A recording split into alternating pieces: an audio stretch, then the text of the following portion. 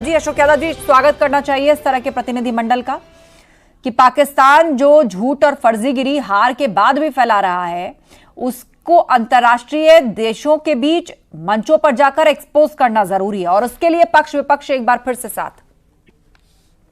बिल्कुल, देखिए जब देश का मामला होता है तो पक्ष विपक्ष साथ सब लोग साथ में रहते हैं। आप देखिए आस्था जी, जब कॉन्फ्लिक्ट चल रहा था पाकिस्तान से, पूरा विपक्ष एकजुट था। लेकिन सवाल ये उठता है कि जब कॉन्फ्लिक्ट होने के बाद जब सीज फायर का ऐलान माननीय मोदी जी के तथाकथित दोस्त के द्वारा किया जाता है तो एक तरह से हमारे देश की संप्रभुता पर प्रहार ही किया गया ट्रंप के द्वारा। और इस संप्रभुता पर प्रहार जब किया गया तो कम से कम मोदी जी का फर्ज बनता था कि देश की आन बान शान को बचाते हुए ट्रंप की बात का खंडन कम से कम कर देते। 22 मिनट का भाषण उन्होंने दिया था तो 22 मिनट के भाषण में 10 सेकंड लगता कि ट्रंप की बातों का खंडन कर देते कि हमारा देश संप्रभु देश है, हम किसी तीसरे के दबाव में सीज फायर नहीं किए हैं, हमारे खुद का मामला है, हम खुद अपने मर्जी से सीज फायर किए हैं। रह गई बात तिरंगा यात्रा निकाले लोग, आप बताइए आस्था जी, सन 1950 से लेकर के 2002 तक जो संगठन आरएसएस तिरंगे से नफरत करता रहा, तिरंगा से इतना नफरत करता रहा, कभी अपने मुख्यालय पर नहीं लगने दिया। आज राजनीति करने के चक्कर में तिरंगा का इस तरह तिरंगा यात्रा निकाल रहे हैं और उनका विधायक तिरंगे से नाक पोंछ रहा है। ये स्थिति इन लोगों की है। ये तिरंगे से, देश की सेना से सबसे नफरत करते हैं। इनका डिप्टी वाजपेयी जी, आपका जवाब। सपा का यह कहना है कि जीत का जश्न होता है, सीज का नहीं। देखिए, मुझे लगता है कि जीत तो एक हिंदी शब्द है और सीज एक अंग्रेजी शब्द है और मुझे लगता है इसी का डिफरेंशिएशन वो कई बार नहीं कर पाते हैं। भारतीय सेना जीती है, पाकिस्तान पे हमने निर्णायक बढ़त हासिल की थी, पाकिस्तान के डीजीएमओ ने रिक्वेस्ट की और उस रिक्वेस्ट को भारत ने अपनी शर्तों पे माना है। किसी की वजह से ये सीज फायर नहीं हुआ, पाकिस्तान खुद बहुत घबरा गया था, उसके जो सेना के लोग हैं वो घबरा गए थे और भारत ने अपनी शर्तें रखी और तमाम चीजें हमने नहीं मानी है। और ये भी हमने कहा ये ट्रेलर है, आगे पिक्चर बाकी है। यदि पाकिस्तान ने कोई हिमाकत की तो पाकिस्तान खंड खंड हो जाएगा, ये भारत की चेतावनी भी है। मुझे लगता है केवल एक क्षुद्र वोट बैंक को आकर्षित करने के लिए इस तरह की तथाकथित टिप्पणियां भारतीय सेना पे, भारतीय नेतृत्व पे की जाती हैं और मुझे लगता है वो वोट बैंक भी अब धीरे धीरे समझदार होता जा रहा है। उसे लग रहा है कि देश पर हमला है, ये कोई इस्लाम पर हमला नहीं है।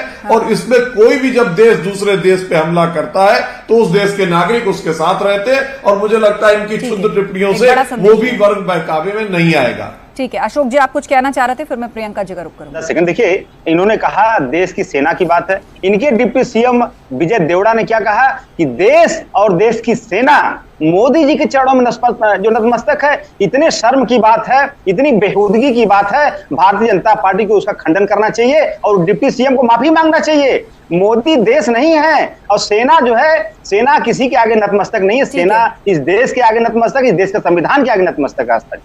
ठीक है, वाजिब बात है, देश की सेना जो है वो किसी के सामने नतमस्तक है, ऐसा कहना भारत जैसे राष्ट्र के अंदर जो संविधान पे चलता है, संवैधानिक पद हैं, उनकी गरिमा है, सेना है, उनकी भी गरिमा है, इसको कहीं से कहीं भी सही नहीं ठहराया जाता। लेकिन आप समझते होंगे कि अपने नेताओं को खुश करने के लिए इस तरह के बयान पार्टी के कार्यकर्ताओं की तरफ से गाए बगाए दिए जाते हैं और ऐसे बयानवीर जो हैं वो लगभग हर पार्टी में आपको मिल जाएंगे।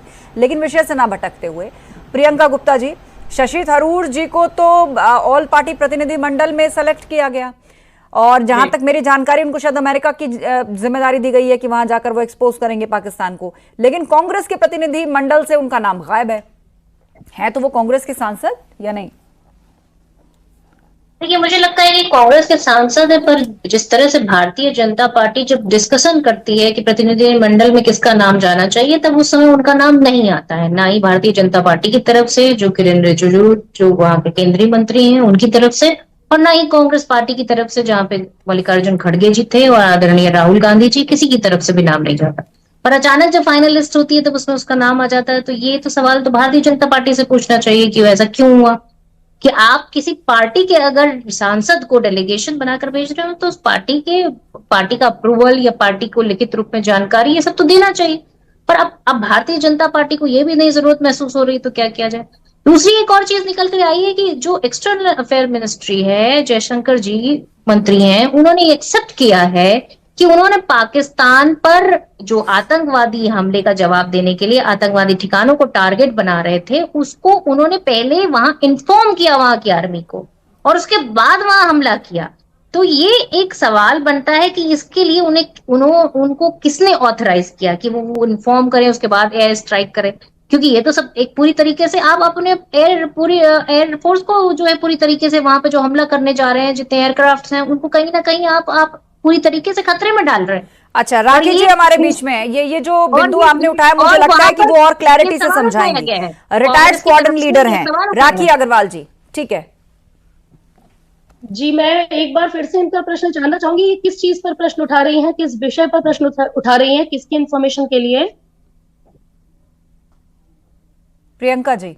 जी, आपको मेरी आवाज आ रही है? मुझे उनकी आवाज का वॉल्यूम बहुत कम है। सबसे इम्पोर्टेंट सवाल ये है कि ऑपरेशन स्टार्ट करने से पहले आप वहां पर जो देश आतंकवाद पाल रहा है, उसी देश की आर्मी को आप बता रहे हैं कि आपके इस पर्टिकुलर एरिया पे हम यहाँ पर स्ट्राइक करने जा रहे हैं। ये कहाँ से जानकारी आई है प्रियंका जी? किसके हवाले से है? किसने ऑथराइज किया? ये प्रियंका जी, आप किस बात का आधार क्या है? और ये सही नहीं होता, आधार पता चले।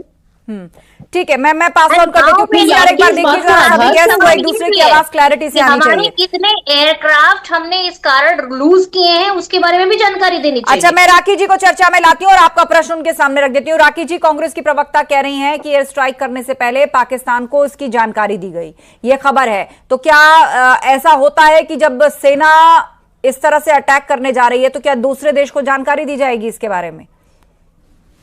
मैं बहुत ही गंभीरता के साथ इस बात से असहमति जता रही हूं, और मैं जरूर जानना चाहूंगी प्रियंका जी, ये बात किस आधार पर एक नेशनल न्यूज चैनल पर कह रही है? क्योंकि ये आस्था जी, जयशंकर जी ने खुद ही बयान दिया है आज। आप उनका बयान चला दीजिए, इनको सुना दीजिए कि उन्होंने कहा कि मैंने पहले जानकारी दी कि मुझे सुनना पड़ेगा। अगर ऐसा कुछ जो आपने कहा है वो अविश्वसनीय है, ऐसा होता ही नहीं है।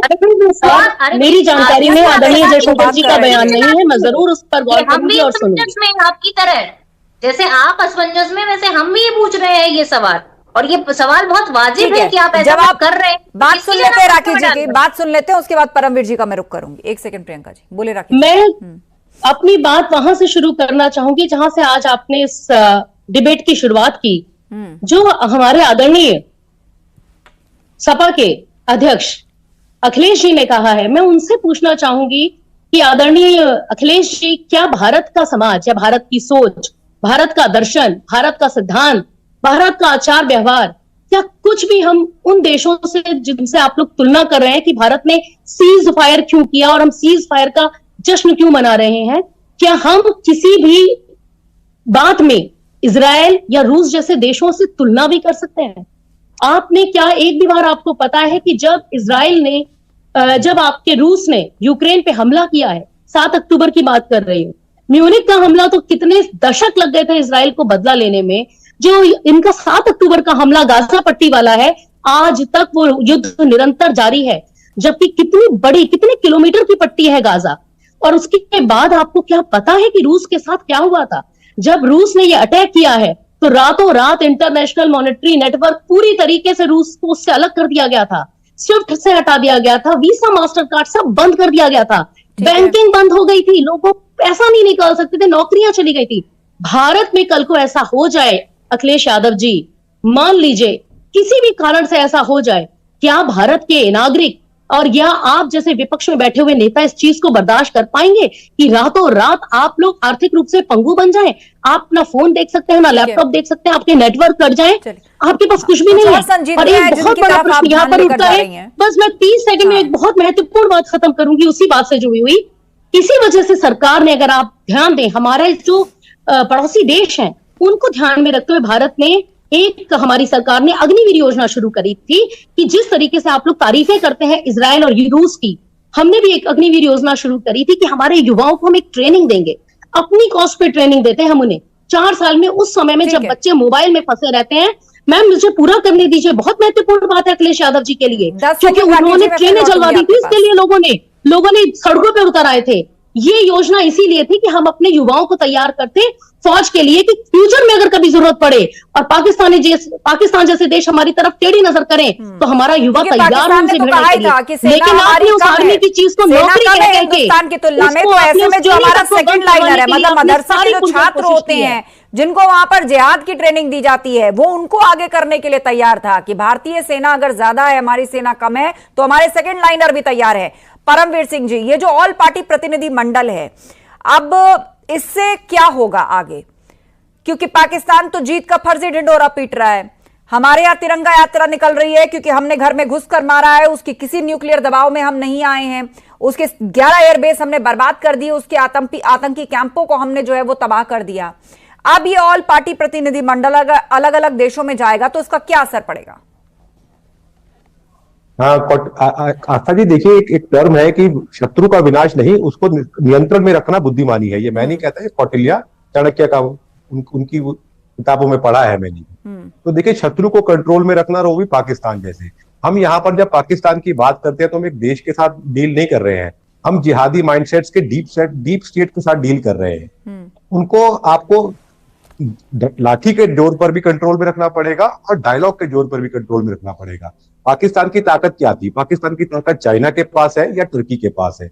अब अगर वर्ल्ड दुनिया के सामने सदैव शब्दों में ऐसे लोग हमें चाहिए जो हमारा मत रखें। देखिए, हमें वॉर मॉन्गर्स यानी कि जो युद्ध करते हैं उनकी जरूरत नहीं है, ना ही हमें पीसनिक्स की जरूरत है कि जो हर समय अपनी गर्दन को कबूतर की तरह देते में दबा देते ना बालू में ढेर में, कि हमें तो चारों तरफ अमन की आशा दिखती है। ऐसा नहीं होगा, हमें बीच की बात बतानी पड़ेगी उनको कि हमें छेड़ोगे तो हम छोड़ेंगे नहीं। इस चीज के लिए सदैव लोगों की जरूरत है। जैसे इसमें शशि थरूर जी का नाम आ रहा था, शशि थरूर जी का इंग्लिश लैंग्वेज के ऊपर कमांड बहुत अच्छा है, नो डाउट बहुत अच्छा है। उसके अलावा वो यूनाइटेड नेशंस में अपनी सेवाएं दे चुके हैं, और अमेरिका जैसा देश जहां पर ये बैकडोर डिप्लोमेसी बहुत काम करती है, वहां पर ऐसी कंपनीज होती है, ऐसी एजेंसीज होती हैं जो सरकार को इन्फ्लुएंस करने के लिए काम करती है। तो उनके साथ अगर शशि थरूर जी जैसा व्यक्ति जाएगी, पार्ट की वो किस पार्टी के हैं, वो देश के हित में था, तो उनको जाना चाहिए। ऐसे असदुद्दीन ओवैसी जैसे उनको सऊदी अरेबिया वगैरह भेजा जा रहा है, मुस्लिम कंट्रीज में, डोमिनेंट कंट्रीज में भेजा जा रहा है, वहां पर उनकी बात का असर पड़ता है। फिर पाकिस्तान को बेनकाब करना बहुत जरूरी है। अदरवाइज हमने देखा था, ये हमारे मीडिया, हमारे मतलब नेताओं के साथ प्रॉब्लम है। जैसे अभी बात कर दी गई कि शायद हमारे विदेश मंत्री ने कुछ कहा है, पाकिस्तान के डिफेंस मिनिस्टर अपनी लोकसभा के अंदर टेलीग्राफ अखबार की AI जनरेटेड कॉपी को दिखाकर कहते हैं कि उनकी जो एयरफोर्स है वो तो आसमानों की राजा है। उसके बाद डॉन अखबार उन्हीं को उनको असलियत दिखाता है, फिर वो होते हैं। AI हम देख रहे हैं या मीडिया के ऊपर क्या चल रहा है या सोशल मीडिया पर क्या चल रहा है, उसको रखकर उसको बेस नहीं बनाया जा सकता। इन सब चीजों को जो पाकिस्तान ने प्रोपेगेंडा वॉर चलाई हुई है, उसको हमारे सांसदों द्वारा ही बेनकाब किया जा सकता है, और तमाम देशों में घूम घूम कर ये बात बतानी पड़ेगी।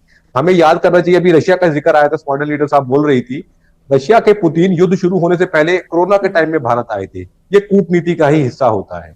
तो ऐसा हमें भी करना पड़ेगा। जैसे हमारे सेनाओं पर हमारे बेस के जा रहे हैं, ये तिरंगा यात्रा जो निकाली जा रही है, क्यों निकाली जा रही है? पाकिस्तान के अंदर तो जिहादी नाच रहे हैं सड़कों के ऊपर साहब, यहाँ पर सभ्य तरीके से हम अपने देश का झंडा लेकर घूम रहे हैं, तो बताना जरूरी नहीं है क्या वहां पर क्या हुआ है।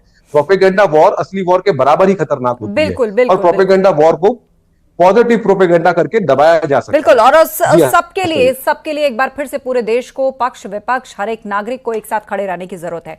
हीरो वाजपेयी जी, शशि थरूर को लेकर बहुत तरह की चर्चाएं हैं। एक तो एकदम से प्रतिनिधिमंडल में जगह मिली, कांग्रेस को जो है ये बात खटकी कि आपने उनसे नहीं पूछा, उनसे डिस्कस नहीं किया, आपने उनको कैसे सेलेक्ट कर लिया, उनके प्रतिनिधिमंडल में तो नाम ही नहीं है। बहुत तरह की चर्चाएं शशि थरूर जी को लेकर चल रही हैं। मुझे लगता है शशि थरूर जी ने अपना जवाब दे दिया है कि राष्ट्र पहले है, देश के लिए उनकी सेवाएं जरूरी है, और वो इसे पार्टी से ऊपर मानते हैं, और वो अवश्य इस प्रतिनिधिमंडल को लीड करेंगे और अमेरिका जाएंगे। मुझे लगता है जिस व्यक्ति के बारे में बात हो और उस व्यक्ति का बयान आ जाए, तो मुझे लगता है फिर और किसी के बयान की आवश्यकता नहीं है। प्रियंका गुप्ता जी, देखिए, मुझे लगता है कि कांग्रेस पार्टी तो पहले से ही कहती चली आ रही है कि हम पूरी तरीके से हर एक इश्यूज पे साथ में खड़े हुए हैं, पर भारतीय जनता पार्टी ने जो अपनी रिस्पॉन्सिबिलिटी नहीं निभाने का काम किया है कि एक ऑल पार्टी मीटिंग में भी प्रधानमंत्री जी नहीं आ पाए, एक जो है संसद में सत्र भी नहीं बुला पाए, उसके बाद वो कह रहे हैं कि भाई ठीक है, तो ठीक है भाई, उनकी तानाशाही है, चल रही है तो वो चला ले। पर हकीकत तो ये है कि अगर आप किसी पार्टी के किसी लीडर को, किसी जो है सांसद को अगर इनवाइट करना चाहते हैं तो कम से कम उस पार्टी को आप इन्फॉर्म कर देते। ये आपकी जो है एक कहना चाहिए कि निष्ठा होती है। रोक दे। नहीं, हम क्या करना चाहते हैं, हम क्या नहीं करना चाहते, वो सवाल तो बाद में है, पर आपको तरीका तो पता है ना।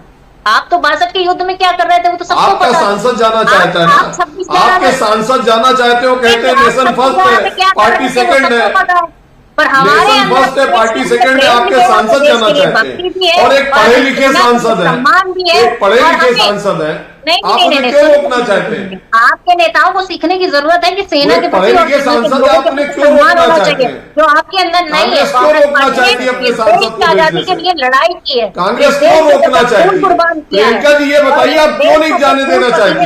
आप क्यों नहीं चाहती कि शशि थरूर जाए? क्या भय है आपको कि जब संसद में उठाने की बात आती है तो आप चुप्पी साथ जाते हैं? जब ऑल पार्टी मीटिंग बिहेवियर क्या है? आपके सांसद जाना चाहते हैं, कहते हैं नेशन फर्स्ट है, पार्टी सेकंड है, शशि थरूर तो आप क्यों नहीं नेशन फर्स्ट मानती? क्यों नहीं खुलकर बोल रही है शशि थरूर पर? सॉरी, क्या सवाल है आपका? मेरा सवाल है कि शशि थरूर पर कांग्रेस खुलकर क्यों नहीं बात कर रही है? सब कुछ उन्हीं के सर क्यों रख दे रही है? अरे भाई, क्यों नहीं रख देगी? आप किसी सांसद है, वो सांसद है ना कांग्रेस पार्टी के। नहीं, मैं समझती हूँ कि अरे आप रोक दीजिए प्रियंका जी, मना कर दीजिए शशि थरूर जी को, मत भेजिए शशि थरूर जी को। सवाल आप किससे करेंगे आस्था जी, पहले ही बता दीजिए। वो एक पढ़े लिखे सांसद है, आप क्यों रोकना चाहते हैं? जवाब सुन लीजिए। नहीं, बीच में क्यों बोल रहे हैं? बोलिए आप। हमारी पार्टी का स्टैंड हमने फर्स्ट डे से क्लियर कर रखा है कि हमारी पार्टी पूरी तरीके से सरकार के साथ है। इस पूरे आतंकवाद की लड़ाई की मुहिम में, हमारे जो निर्दोष लोगों को मारा गया है उसका बदला लेने की मुहिम में हमारी आर्मी के साथ हम खड़े हुए। ये हमारा पहला स्टैंड था और हम आज तक उस स्टैंड पर पूरी तरीके से डटे हुए हैं। और अगर आपकी पार्टी के किसी सांसद को और पार्टी डेलीगेशन में सेलेक्ट करके अमेरिका जैसे इंपॉर्टेंट कंट्री, आप देख रहे हैं ना कितने सवाल खड़े हुए, वहां भेजा जा रहा है, तो आप साथ हैं ना? अरे सरकार के देश के साथ है ना? आपने साथ मांगा नहीं ना, आप साथ मांगना नहीं चाहते ना, कि आपको शर्म क्यों आती है मांगने में? मतलब आप ये कह रहे हैं कि शशि थरूर कांग्रेस पार्टी नहीं चाहती थी, शशि थरूर अपनी मर्जी से भाजपा के साथ चले गए, कैपेबल है ना, कहना चाहती है? आप मांग लेते, एक बार नाम भेज देते, आप पार्टी को भेज देते, पर आपने नहीं भेजा क्योंकि आपको मांगना नहीं था, आपको शर्म आती है मांगने में। नहीं तो आप क्या मानती है कि शशि थरूर इनकैपेबल है, उन्हें नहीं जाना चाहिए, उन्हें नहीं जाना चाहिए, नेशन फर्स्ट नहीं है? हालत बना दी है इस देश की कि बेरोजगारी में नंबर 1 पहुंच गया। एक मिनट, सुरक्षा की हालत ये बना दी है कि टूरिज्म पूरे देश में डर रहा है। निश्चित रूप से आप पूरे देश का टूरिज्म का हाल ये हो नहीं, शशि थरूर जी सांसद है, बेरोजगार नहीं है। जवाब है वो गलत कह रही हैं आप प्रियंका जी, शशि थरूर जी सांसद है, बेरोजगार नहीं है। अरे शशि थरूर तो बेरोजगार नहीं है, पर आपको क्या जरूरत आज पड़ी थी कि कांग्रेस पार्टी के बेरोजगारों को इकट्ठा कर रहे थे? क्यों टिप्पणी कर रही है? नहीं, आप कहिए कि वो जा रहे हैं, ये कांग्रेस पार्टी के सांसद को अवसर मिला है कि वो अमेरिका में डेलीगेशन को लीड कर रहे हैं। नहीं, अगर कांग्रेस पार्टी बेरोजगार दिखती है तो कम से कम अपनी पार्टी में इतने कैपेसिटी वाले नेता बना लिए होते, तब तो आपको पूरी तरीके से कांग्रेस पार्टी से ही सारे नेता बुलाने तो होते। आप क्या चाहती हैं? आप एक बात बता दीजिए प्रियंका जी, थरूर साहब को जाना चाहिए। मैं आप दोनों को रोकना चाहूंगी, मेरे पास 1 मिनट का वक्त और है। राखी जी हाँ, इस मौके पे आपकी टिप्पणी बहुत इंपॉर्टेंट है। राखी जी, महत्वपूर्ण बात कहना चाहूंगी, जब हमारे देश में इस वक्त जितनी भी पार्टीज हैं और जितनी भी जनता है, सब लोग इस मुद्दे पर एक साथ खड़े हुए हैं, और ऐसे में देश का जो भी नेतृत्व है, ये किसी पार्टी विशेष की बात नहीं है, वो नेतृत्व अगर एक योजना बनाकर एक डेलीगेशन डिसाइड कर रहा है और उस डेलीगेशन में वो प्रबुद्ध लोगों को ले रहा है, वो चाहे किसी भी पार्टी के हों, तो मुझे लगता है हर किसी पार्टी के लिए ये एक सम्मान और गौरव की भी बात होनी चाहिए। और ये बात भी होनी चाहिए कि भारतीय जनता पार्टी ने एक इतनी अच्छी शुरुआत करी है कि जब वो डेलीगेशन भेज रहे हैं, मुझे लगता नहीं है कि भारतीय जनता पार्टी में प्रबुद्ध वर्ग की कमी है। वहां पर जैसे स्पीकर्स हैं, वहां पर जितने प्रबुद्ध वर्ग के लोग आते हैं, शायद ही किसी पार्टी में दिखते हैं, और ऐसा ही एक प्रबुद्ध वर्ग का व्यक्ति कांग्रेस पार्टी में है, आदरणीय शशि थरूर जी। अगर उनका चयन, उनकी बौद्धिक क्षमता, उनके कम्युनिकेशन स्किल्स और बहुत सारे ऐसे विषय हैं, उनका इतना बड़ा एक्सपीरियंस उनके पीछे है, अगर एक चयन किया गया है तो भारतीय जनता पार्टी के लिए हम हमेशा कह सकते हैं वो पद के उम्मीदवार हमेशा सही चयन करती है अपना। और मुझे ऐसा लगता है कि फिलहाल जो परिस्थितियां हैं उसमें देश हित को ऊपर रखना चाहिए। देश पहले है, राजनीति और पॉलिटिक्स बाद में। बहरहाल मुझे शो को यही खत्म करना होगा, वक्त मुझे यहीं तक इजाजत दे रहा है। आप सभी पैनलिस्ट का बहुत बहुत शुक्रिया।